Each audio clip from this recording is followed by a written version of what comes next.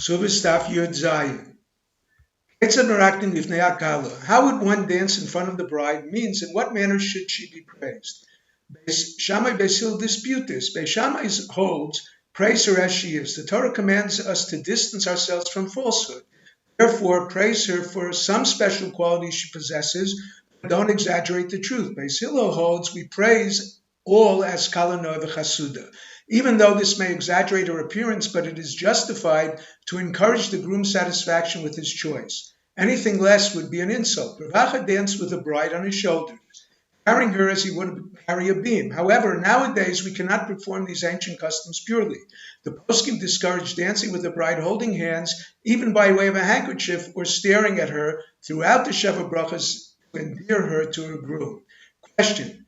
Since it is prohibited to look at her, how can witnesses testify she was wearing a hinuma? The answer, the witnesses would look, not stare, or just see the veil, and then we're told it belongs to a particular bride. Question.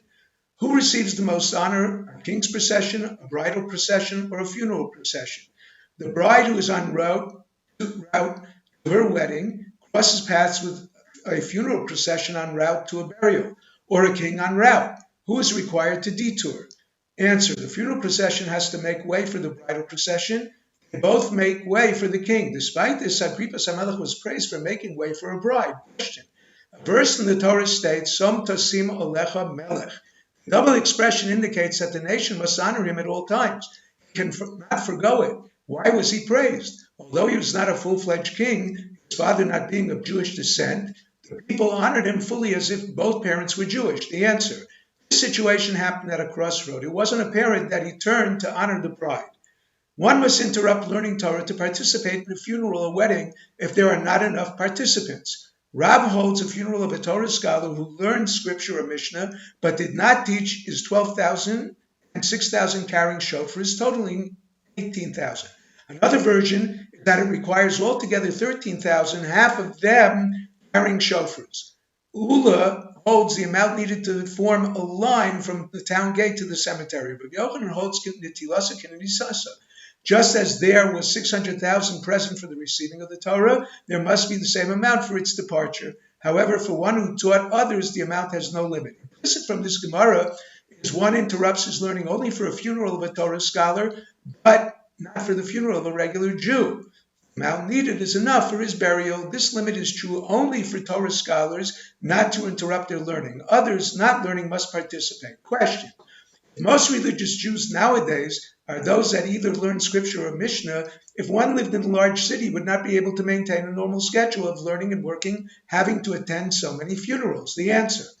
Some poskim understand this requirement is only for a great Torah scholar or for a regular Torah scholar if in the vicinity of the funeral. Question. The Gemara does not define the amount of people needed to attend a wedding. What is the required amount? Answer. One approach is that it's unlimited. Another approach is that the amount is subjective. It depends on her individual stature. Here also he is required to attend only if on the way to the Beis Medrash he encountered the wedding procession, but not once he entered and began learning. Question. The Mishnah stated that witnesses who testified the bride wore a hinuma is testimony that she is a virgin. What is it? The answer. Ziri explains it is a myrtle canopy.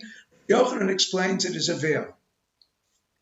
The Gemara now returns to the last case of the Mishnah. Rabbi Yeshua admits, Rabbi Gamliel, that if an occupant claims his property once belonged to someone's father, but he purchased it from him, he is believed without proof of purchase. Question. Why doesn't Rabbi Yeshua make this case with the occupant claiming it belonged to the son? Why involve his father? The answer. The Mishnah states the occupant claim is valid only if there were no witnesses. Otherwise, the occupant would require proof of purchase. However, this is not so. His ownership is not determined by the lack of witnesses. It is determined by the amount of time he occupied the property. 3 years without a protest, it belongs to him. Less than 3 years, it is not his without proof. However, if he occupied for 2 years of the father's life and 1 year, the son was still a minor, after 3 years, he does not establish a chazaka because ein machzik menichsei katan. This is a novel teaching because the Mishnah does not state explicitly that the son was a minor, or that it was not a chazaka even after he became an adult. Question. difficulty remains. Why mention the father when the Mishnah could discuss a case where the son fled during the 3rd year? The Mishnah teaches that if witnesses testify that the property was once his, the occupant is not believed since the owner is not present to protest. The answer: if he fled for his life, he could not protest from the place of refuge. If he fled from creditors, he could have protested because of machash of have macha. It's not necessary to protest in the presence of the occupant, unless it is a shas cherem, a period of hostility. Even a protest in the same province from one place in Yehuda to another, and certainly from the Galil to Yehuda, would not breach the occupant. Our Mishnah refers to such a time.